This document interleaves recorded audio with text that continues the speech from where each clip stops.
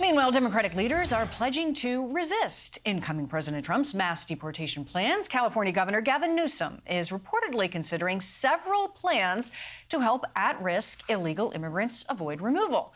Joining us now, California Congressman Bera. He serves on the House Intelligence and Foreign Relations Committee. Sir, Happy New Year. Thank you for giving us a little bit of your time. Here we are on the cusp of 2025. Greatly appreciate your insights. I want to start Molly, thanks for having me on. Yes, I want to start with, there are a number of political leaders all across the country that are promising to Trump-proof or to push back on the Trump plans, which are really yet to be formalized completely. We're not really sure how mass deportations will happen. What do you think will happen in California as the pushback gets underway? Do you have any predictions? You know, I think there'll be some cities, some parts of the state that will, continue to try to be sanctuaries. I also would urge leaders in California to work with the incoming administration where we can. I mean, the voters spoke and they want border security. So are there places where we can slow down the incoming tide of folks that are asylum seekers, et cetera? Are there smart policies that we could do? I also think that, we need farm workers. We've been able to do some stuff in a bipartisan way. So if there are places where we can work with the incoming administration, we ought to do that as well.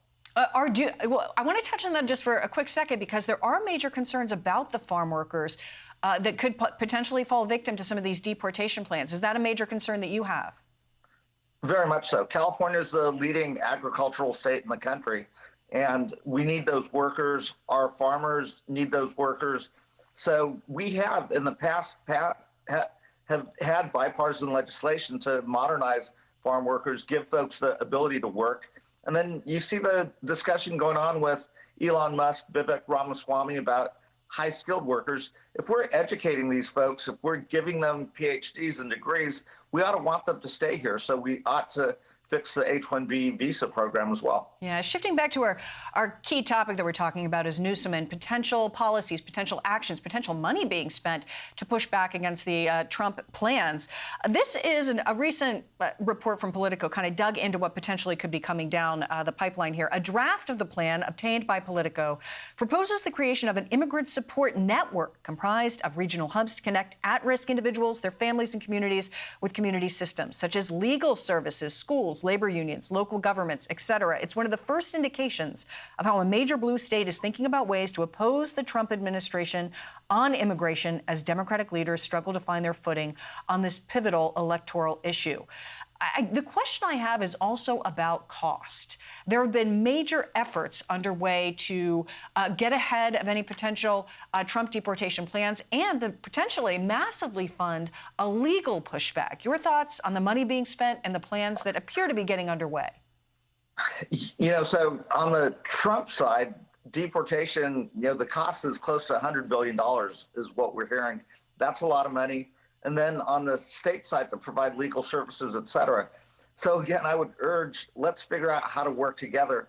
If you think about Tom Homan, who's coming in, he worked in the Obama administration, and President Obama was criticized, but he actually deported close to 3 million individuals. So there might be a place where we can work together. Let's secure our borders, but let's think about immigration slightly differently as an economic issue. And again, you might find there are some Democrats like myself that are willing to work with Republicans if they don't go too far. Yeah, it's interesting to hear you say that because, like you mentioned, perhaps you've listened to the voters and they want to see some collaboration. But when we look back at the prior Trump administration, California, within that first year of the Trump administration, sued Trump about 100 times. And the bill was also very high, potentially costing, over $40 million within the first year and a half of the Trump administration.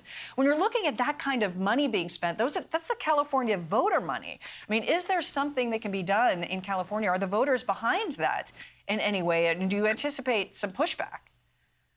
There could be some pushback. Again, I would say listen to the voters in this last election. They clearly expressed concern about the border. It can either get locked up in the legal system, or we could try to come up with bipartisan solutions that secure our border, but also have legal immigration and address things like the dreamers, these kids that have only known America. I think there's a deal to be had. We came pretty close with Senator Langford and Senator Sinema in the last Congress. So maybe again, I'm going to approach this second Trump administration differently than we did the first time.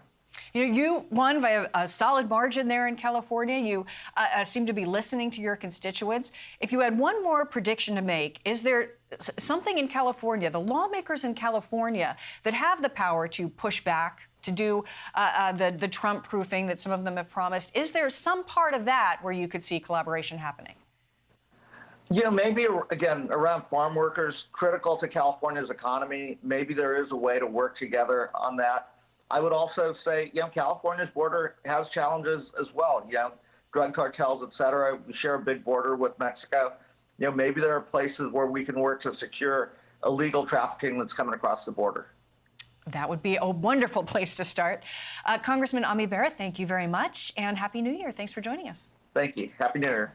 Hey, Sean Hannity here. Hey, click here to subscribe to Fox News YouTube page and catch our hottest interviews and most compelling analysis. You will not get it anywhere else.